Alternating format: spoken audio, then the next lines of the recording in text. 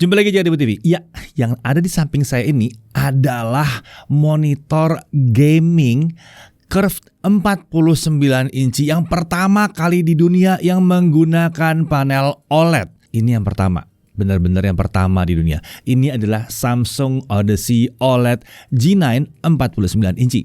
Monitor ini disebut sebagai Super Ultra Wide karena sangat lebar.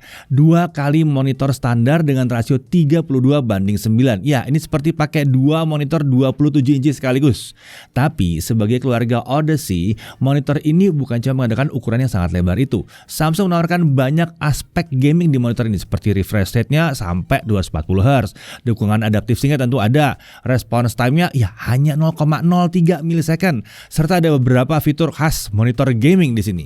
Monitor ini juga punya curvature atau tingkat kelengkungan 1800R. Jadi sama sekali nggak flat di sini. Selain itu, yang tidak kalah penting ini adalah monitor OLED yang seharusnya menjanjikan kualitas tampilan yang prima banget. Oke, kita mulai aja langsung pembahasan monitor baru yang satu ini. Ya, Odyssey OLED G9 ini adalah varian baru untuk monitor super ultra wide dari Samsung. Sebelumnya sudah ada Odyssey G9 dan Odyssey Neo G9. Keduanya juga menawarkan rasio 32:9, tapi nggak hadir dengan panel OLED. Jadi Odyssey OLED G9 ini adalah monitor super wide angle pertama Samsung yang menggunakan OLED. Tapi ini bukan monitor lini Odyssey pertama yang pakai OLED. Sebelumnya beberapa bulan yang lalu tuh ada Odyssey OLED G8 atau G8. Monitor gaming curved 34 inci dengan refresh rate 175 Hz dengan rasio 21:9. Hah, kalian belum tahu ada yang itu? Lah, kita udah review sebelumnya. Aduh, belum subscribe nih. Ayo. Di subscribe, terus dipencet tombol loncengnya itu ya, dipencet supaya nggak kelewatan ya. Jadi kalau kita ngetes yang baru lagi itu tidak seperti ngetes barang lama atau seperti kalian ketinggalan banget. Oke, kembali ke Odyssey OLED G9. Kita lihat dulu isi paket penjualannya ya. Nah, di dalam tentunya ada unit monitornya. Lalu ada unit height adjustable stand atau HAS ya. Ini standnya lah ya itu ya. Ini dibagi menjadi bagian base stand dan ada leher standnya. Lalu ada adaptor daya 220 watt. Ada kabel AC input untuk adaptor daya. Ada kabel HDMI to micro HDMI. Lalu ada kabel DisplayPort, kabel USB-C to USB-A female. Kemudian ada bracket untuk VESA mount dan ada paket untuk dokumen ya. Lalu untuk desain, monitor ini hadir dengan slim metal design. Jadi monitor ini memang terlihat punya bodi yang tipis di sini. Tebalnya itu di bagian sisi kiri dan kanan di bawah 6 mm. Emang tipis banget. Bodi belakangnya pakai finishing metal dengan warna silver. Ya, warna ini banyak digunakan Samsung di monitor yang satu ini ya. Nah, untuk stand di bagian base atau alasnya atau tapaknya itu berbentuk segi 5 seperti ini. Terbilang tipis ya base ini, tapi menurut kami cukup kokoh untuk menahan bobot dari monitor ini. Sementara untuk leher stand bentuknya seperti ini nih. Ada mekanisme pengaturan ketinggian monitor dengan rentang pengaturan 120 mm. Karena itu, stand yang satu ini disebut sebagai height adjustable stand atau HAS.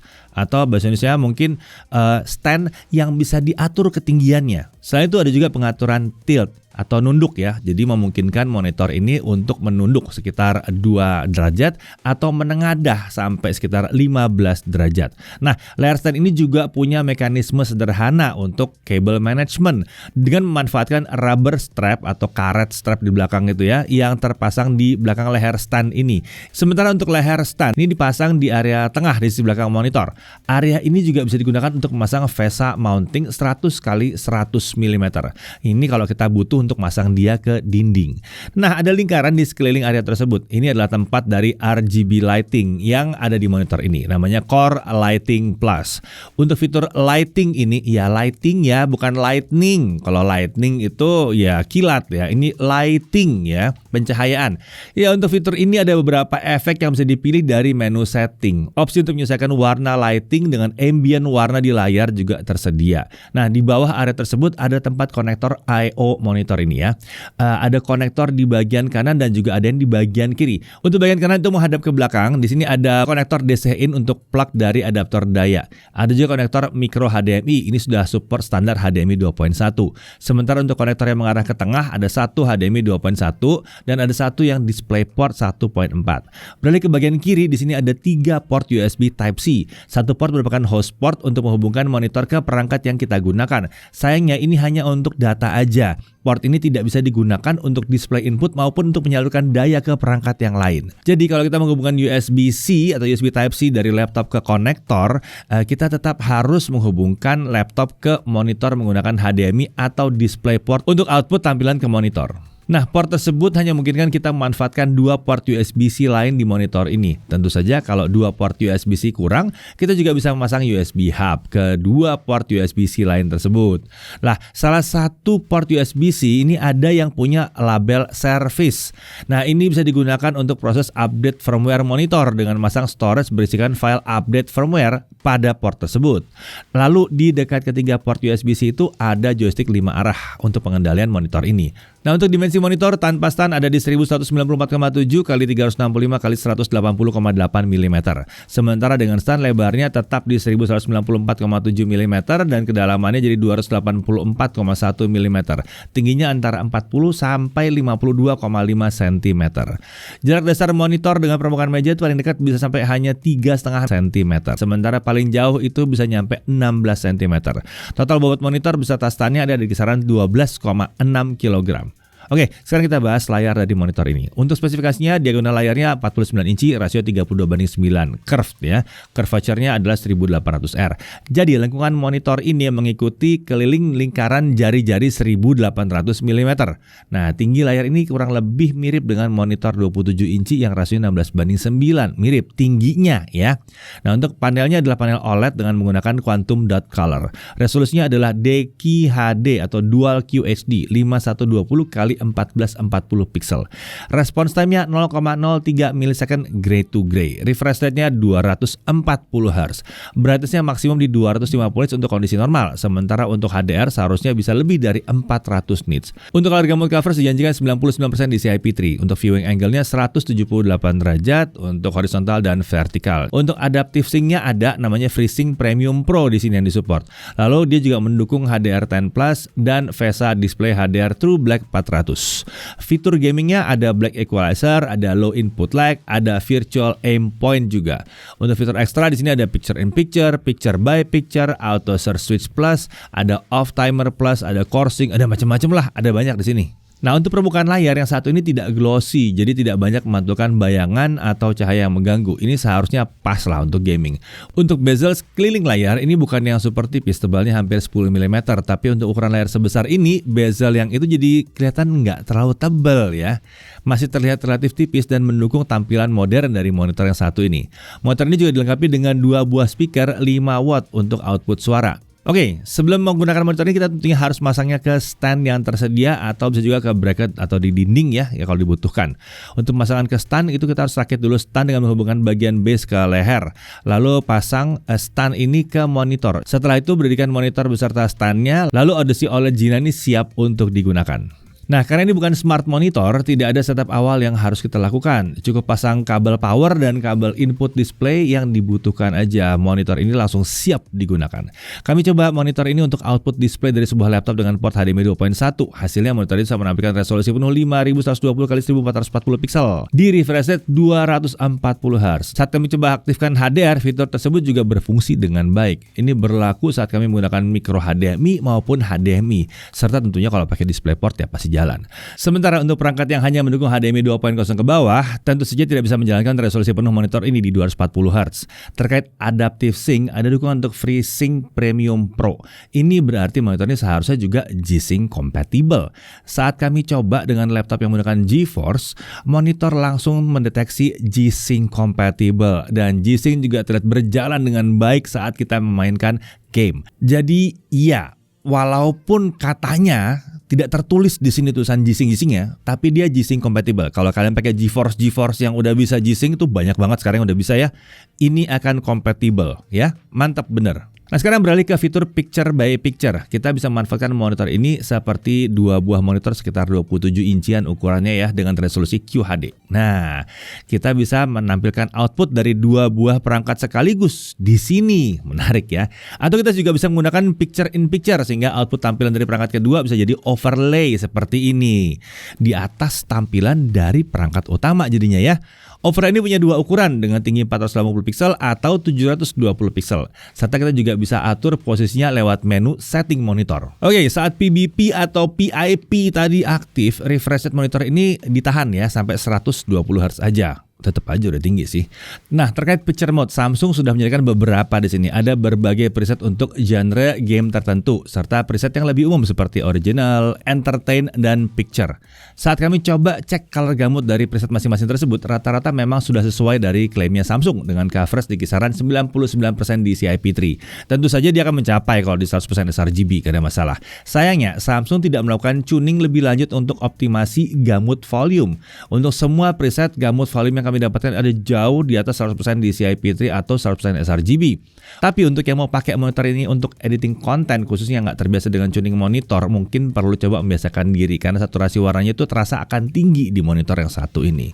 Bisa jadi kalau kalian ngedit pakai monitor yang satu ini, nanti kalau kontennya dilihat di monitor atau layar lain itu jadi kesannya kurang berwarna gitu. Nah kemudian bagaimana dengan kontras? Ya ini kan OLED ya, udah pasti kontrasnya sangat tinggi dengan warna hitam yang benar-benar gelap atau gradasi warna gelap yang sangat baik. Hitam bahkan sebenarnya mati, hitam pekat di sini. Sementara untuk brightness di kondisi standar sesuai dengan janji Samsung, kami bisa mendapatkan brightness maksimal di kisaran 250 nits. Sementara untuk HDR brightness maksimal keseluruhan layar ini memang bisa mencapai sedikit di atas 400 nits.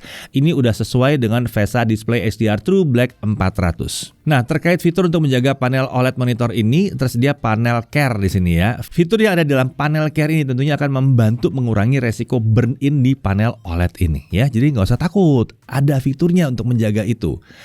Oke, sekarang mari kita lihat bagaimana monitor ini saat digunakan untuk gaming. Kita coba dulu pakai PC ya, pakai PC di sini. Layar super ultra wide dengan lebar 2 kali monitor standar tentu saja akan menghadirkan tampilan yang terasa beda banget. Sudut pandangan di game tentunya akan terasa lebih luas seperti pakai 2 monitor standar 16:9 tapi nggak ada gangguan bezel di tengah-tengahnya ya. Untuk main game-game AAA yang mendukung rasio 32:9 kita akan dapatin tampilan yang memukau, yang lebih luas ya. Ini seharusnya membuat sesi game jadi lebih imersif lagi, lebih berasa masuk ke dalam gamenya. Apalagi kan biasanya kalau game AAA itu punya kualitas tampilan yang tinggi juga. Ditambah lagi monitornya mendukung HDR. Nah, ini bisa menghasilkan tampilan yang lebih keren lagi untuk game AAA. Terutama yang support HDR juga tentunya ya. Nah, kalau untuk game AAA ya emang mantep parah sih yang satu ini. Sementara untuk game racing atau strategi, sudut pandang yang lebih luas juga akan menguntungkan. Untuk game racing kita bisa mendapatkan tampilan yang lebih menyerupai sensasi di dalam mobil kalau menggunakan cockpit view, yang tentunya bisa membantu kita untuk berbagai hal ya, karena kita bisa memantau banyak ya. Nah, refresh rate sampai 240 Hz juga akan menghasilkan tampilan yang lebih mulus dan lancar yang membuat gaming itu terasa lebih menyenangkan. Tapi tentunya itu berlaku kalau PC kita emang cukup kencang dan bisa menghasilkan lebih dari 240 FPS untuk game-game yang sedang kita mainkan. Nah, refresh rate tinggi ini juga membuat monitor ini cocok untuk gamer kompetitif. Memang umumnya gamer kompetitif tuh gak akan butuh rasio 32:9 ya. Bahkan banyak pemainnya, gamersnya itu gak bisa main pakai rasio selebar ini. Ada yang nyari 4:3 loh, bukan 16:9 lagi ya. Untung ya ada pengaturan rasio dan ukuran tampilan di monitor Samsung ini sehingga kita bisa dengan mudah menyesuaikan dengan kebutuhan termasuk untuk gaming kompetitif tadi.